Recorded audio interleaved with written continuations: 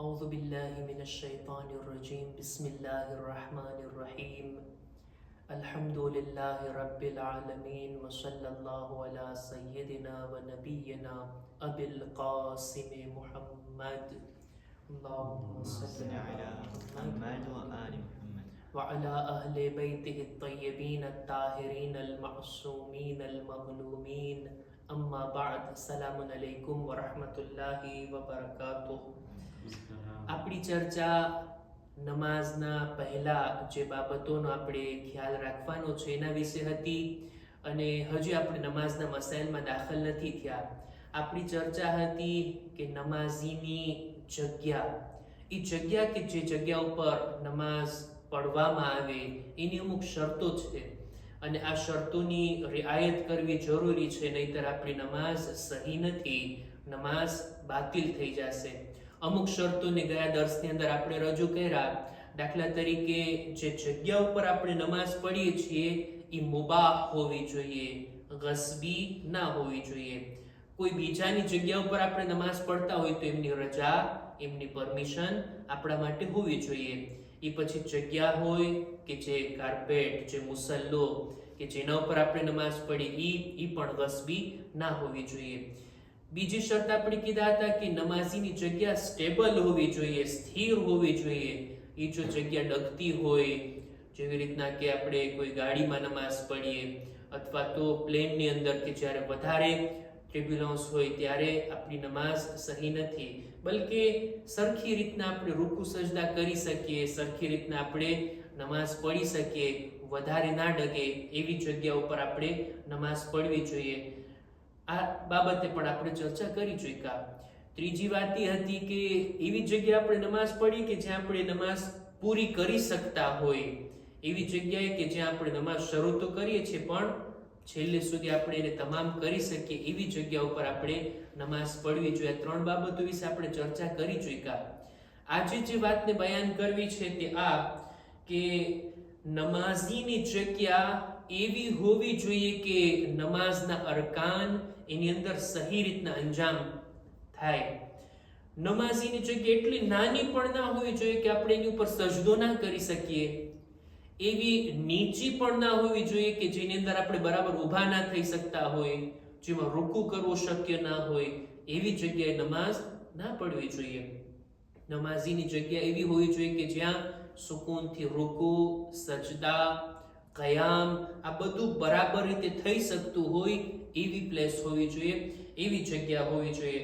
જો કોઈ મજબૂર હોય, એની પાસે એ જગ્યા છે, બીજી કોઈ જગ્યા જ નથી નમાઝ માટે, કે ત્યાં બરાબર ઊભો નથી રહી શકતો, બરાબર ઝૂકી નથી શકતો, તો પછી એના માટે જરૂરી છે કે બેઠા બેઠા નમાઝ પઢે, પોતાના રૂકુ સજદા બેઠા બેઠા કરે, અને જો બેઠા બેઠા પણ શક્ય ના હોય તો પછી ઈશારાથી પોતાની નમાઝને પઢે. નમાઝીની જગ્યા રૂકુ અને સજદા માટે પૂરતી હોવી જોઈએ. આગલી શરત એ છે નમાઝ માટે, નમાઝની જગ્યા માટે કે નમાઝની જગ્યા પાક હોવી જોઈએ, પાક હોવી જોઈએ, નજાસત વાળી ના હોવી જોઈએ. હવે એના માટે મસલો એ છે કે સજદાની જગ્યા જેના ઉપર આપણે સજદો કરીએ છીએ, દાખલા તરીકે મોહર, આ મોહર તો પાક હોવો જ જોઈએ, એની તહારત જરૂરી છે. જો મોહર જ નજીસ હોય, જે જગ્યા ઉપર આપણે પેશાની રાખવાની છે, સજદો કરવાનો છે, એ નજીસ હોય તો એ નમાઝ બરાબર નથી. સજદાની જગ્યા તો પાક હોવી જરૂરી છે. પણ આપણા ઊભા રહેવાની જગ્યા, આપણે જે ઊભા છીએ એ જગ્યા જો નજીસ હોય તો કંઈ વાંધો નથી, પણ એવી નજાસત કે જે ફેલાતી ના હોય. દાખલા તરીકે એક જગ્યા નજીસ પણ છે, ભીની પણ છે, જો એના ઉપર હું બેઠીશ તો મારા કપડાં પણ ભીના થશે અને નજાસત ફેલાશે, એ જમીનની નજાસત આવશે મારા કપડા ઉપર. પણ કોઈ એવી નજાસત હોય કે જે સુકાયેલી હોય, દાખલા તરીકે મારો આખો મુસલ્લો છે, એના એક ખૂણામાં લોહીનું એક ટીપું છે, તો એમ ના કહી શકો આખો મુસલ્લો નજીસ છે, આખા મુસલ્લા ઉપર નમાઝ ના થાય. નહીં, એના ઉપર નમાઝ થાય, પઢી શકાય છે એના ઉપર નમાઝ. આ એવી નજાસત છે કે એક લોહીનું ટીપું સુકાઈ ગયું છે, ઈ આપણા કપડા ઉપર પણ નથી લાગતું, આપણને નજાસત સરાયત નથી કરતી. બાકીની જગ્યા જો પાક હોય અને ખાસ કરીને સજદાની જગ્યા જો પાક હોય તો આપણી નમાઝ સહી છે. આ શરત ઈ છે કે નમાઝીની જગ્યા પાક હોવી જોઈએ. જો નમાઝની અંદર બીજી કોઈ જગ્યા સૂકી નજાસત હોય, એવી નજાસત હોય કે ફેલાતી ના હોય તો એના ઉપર નમાઝ થઈ શકે, પણ સજદાની જગ્યા તો પાક હોવી જોઈએ.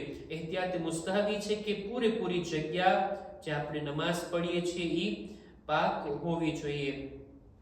ત્યારબાદ આગલી શરત, આગલી ચીજ જે નમાઝની અંદર જેનું ધ્યાન રાખવાનું છે તે આ કે કોઈ એક જગ્યા ઉપર મર્દ અને ઔરત બંને સાથે નમાઝ પઢતા હોય, આ મોકા ઉપર જરૂરી છે કે ઔરત મર્દની થોડીક પાછળ ઊભી રહે અને મર્દ આગળ ઊભો રહે. મર્દ અને ઔરત એક સાથે બાજુમાં બેસીને નમાઝ ના પડે. આ નમાઝીના જગ્યાની પ્લેસની શરત છે. આ ઈ મોકા માટે છે કે જ્યારે બંને નમાઝ પઢતા હોય, નહીતર મર્દ નમાઝ પઢતો હોય, ઔરત બાજુમાં બેઠી છે, એમાં કઈ વાંધો નથી. ઔરત નમાઝ પઢે છે, મર્દ બાજુમાં બેઠો છે, એમાં કઈ વાંધો નથી. પણ જો બેને નમાઝ પઢવી હોય તો મર્દ આગળ હોય અને ઔરત પાછળ હોય. અને જો નામહેરમ ને એ બધા હોય તો કંઈક પડદો કે કઈ દિવાલ, કઈ હાઇલ હોવી જોઈએ. આ જગ્યાના બારામાં અમુક મસાઇલ હતા કે જેને આપણે રજૂ કર્યા. એક વાતની ચોખવટી પણ કરતો જાઓ કે આ બાજુમાં બેસીને નમાઝ પઢવી મર્દ અને ઔરત માટે સહી નથી. મર્દ આગળ અને ઔરત પાછળ. આની અંદર એક એક્સેપ્શન પણ છે, એક અપવાદ પણ છે, અને તે આ કે જ્યારે બહુ વધારે ભીડ હોય, દાખલા તરીકે ખાને કાબાની આજુબાજુમાં, કે ત્યાં આ રીતના શક્ય નથી કે મર્દ અને ઔરત આગળ પાછળ બેસે. ના, ત્યાં બાજુમાં બેસીને નમાઝ પઢી શકે છે ખાને કાબાની આજુબાજુમાં, મસ્જિદુલ હરામ. આ એક ઇસ્તિસ્ના છે, આ એક અપવાદ છે. હજની સીઝન પણ છે, મોમિનીન મોમિનાત હજમાં જાતા હોય ત્યાં આ રીતનો મસલો જો મારો સાંભળે તો એમના વિચાર કરે કે હજમાં પણ આ રિયાયત કરવાની છે. નહીં, હજની મોસમમાં ત્યાં એ જગ્યા ઉપર મર્દ અને ઔરત બાજુમાં નમાઝ પઢી શકે, પણ બીજી બધી જગ્યા ઉપર આ વાતનો ખાસ ખ્યાલ રાખવો જોઈએ કે મર્દ આગળ હોય અને ઔરત પાછળ હોય.